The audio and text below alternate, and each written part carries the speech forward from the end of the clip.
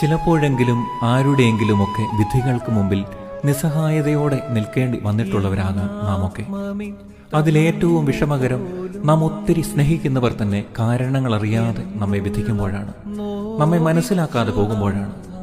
ജീവിതത്തിലെ ഒറ്റപ്പെടലുകളിലും സങ്കടങ്ങളിലും ആ നീതിമാൻ നിനക്ക് കൂട്ടായിരിക്കട്ടെ. ക്രൂശിതനായ ഈശോ അനുഗ്രഹിക്കട്ടെ. ആമേൻ. എന്നുള്ളം നോവിച്ചു ചെയ്യാത്ത കുറ്റങ്ങളാലേ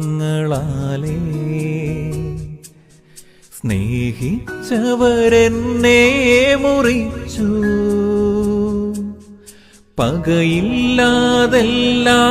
പൊറുക്കാൻ സ്നേഹിക്കാൻ എന്നെ പഠിച്ചു.